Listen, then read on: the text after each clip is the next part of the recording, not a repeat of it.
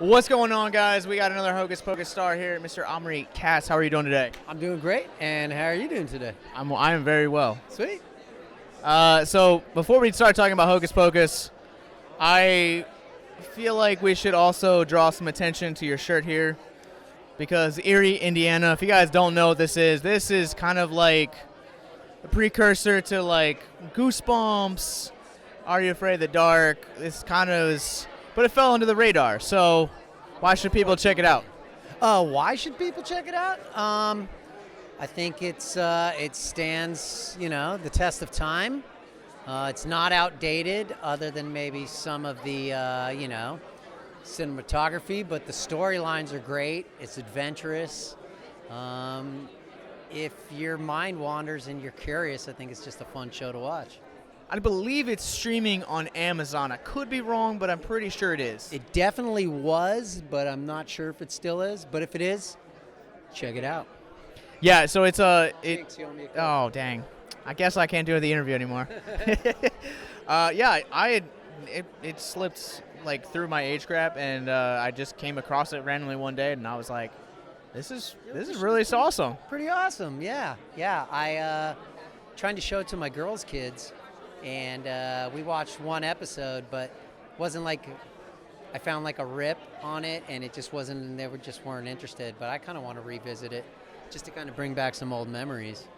Yeah, I grew up on like Goosebumps and like Are You Afraid of the Dark, so like finding it like as an adult, it kind of felt like it's that sweet nostalgia to where it's like, oh, this is something that like I haven't known, but something that feels familiar at the same time. Yeah, definitely. It's kind of, I feel like the original kind of version of some of those other shows you watched.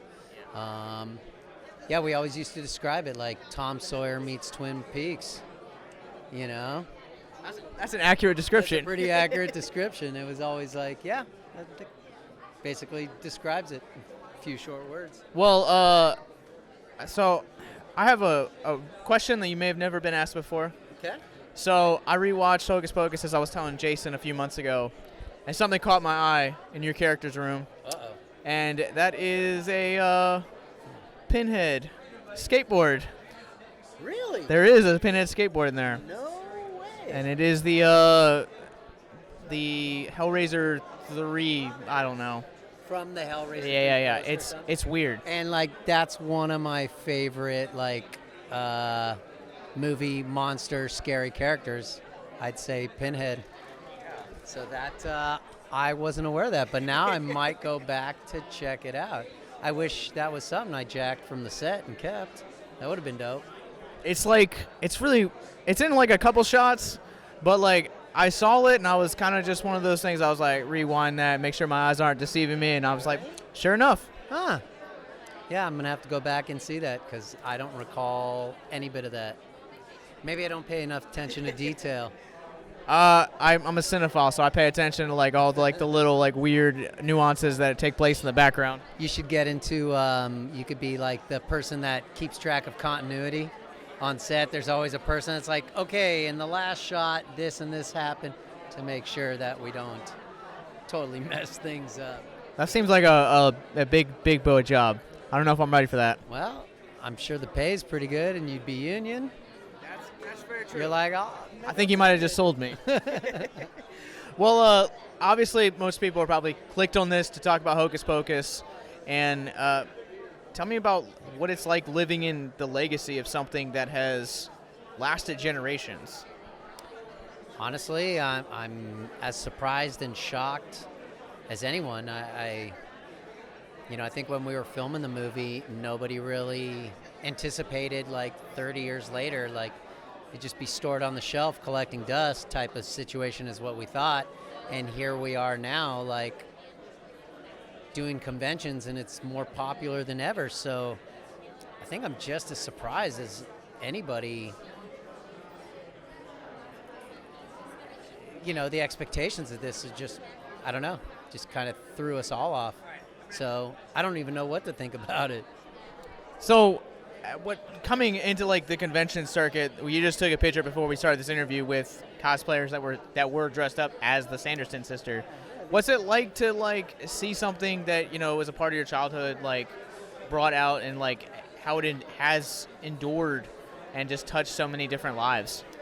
I don't even know how to really answer that because it's a little odd, I guess, because it's something that happened so long ago for me that now coming back and seeing this kind of world, because I just disappeared for so long, and now coming back into this world, like I kind of feel like a kid at a candy store. It's exciting and fun, you know. I didn't realize, I did realize, but I guess I didn't realize till I was physically present and seeing people actually, like, how not only that it touched so many lives, but how people are so into it, especially getting dressed and doing the different things from the movie, and fans just telling me about things like Pinhead being in the background, you know, like telling me about stuff that I just would have never even noticed. So it's interesting that, like, Hocus Pocus, you know, coming out early 90s, kind of kicked off this renaissance of, like, witchcraft, where you had, you know, Sabrina the Teenage Witch a few years later, Charmed, Craft.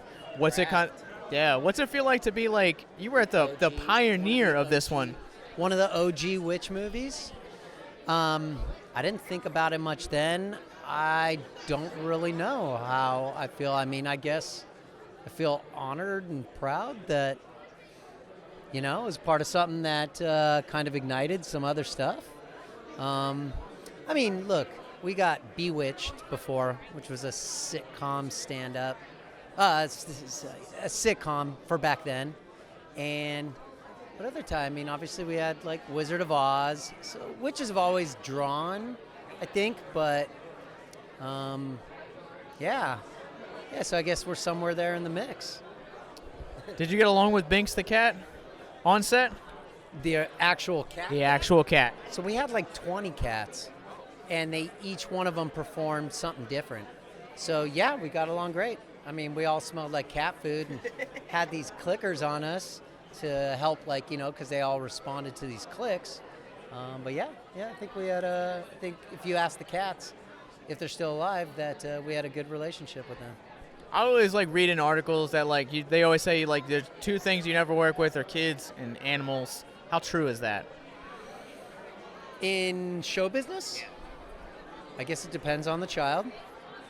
Because some of them, you know, I think they just kind of learn from their peers and become these brats to begin with, because they're just like, oh, I could just basically take advantage. And then animals are unpredictable, so you really don't know. So if you put me in a scene right now with a tiger that's supposedly trained or a bear, yeah, I think I'm going to be pretty darn scared that something bad's going to happen. You never know. This is true. Well, my last question for you is, where can people find you online, and what is next for you in terms of conventions, projects, etc.?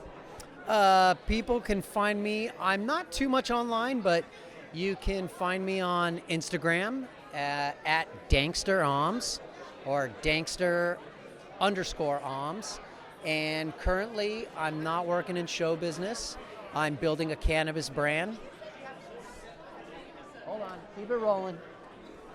It's called the Merry Danksters. And that's kind of like, that's my true passion project that I'm working on, and slowly but surely we're getting there. I don't even want to go into the whole politics of all that, but yeah, that's what I'm working on now. All right, so last question, I swear. Yeah, I swear. Though I want to talk about the brand real quick. Let's go ahead and plug it. Let's talk about. What made you want to pursue cannabis? Okay. I know it's a loaded question, but it is a loaded question. I'll give you the brief history. So I left acting for certain reasons because I just didn't really like show business. I liked the craft, great. I didn't like the business aspect of it. Left, lived in the mountains for many years, came back to LA, was searching for what to do. I wanted to get back into acting to make quick money so I can get out. That didn't work out too well. Yeah, didn't work out too well. I was always passionate about cannabis, and I saw a close friend of mine had a grow room in his garage. And I was like googly-eyed and jaw-dropped, and I'm like, okay, I know what I want to do with my life. And so I started growing cannabis. back in 2002, illegally, which is fine to talk about because it was all illegal then. And and in that pursuit, I just continued, and here I am now, following the legal market and doing everything by the book, and we're getting there. And yeah, that's where I stand today. Well, awesome. Make sure that you guys check out his cannabis brand as well. It's Merry Danksters. The Merry Danksters. And we'll provide links in the show notes below. But check them out this fall if you guys get a chance to see Omni come into a convention near you. Thank you so much for your time. No worries. Thank you for interviewing me.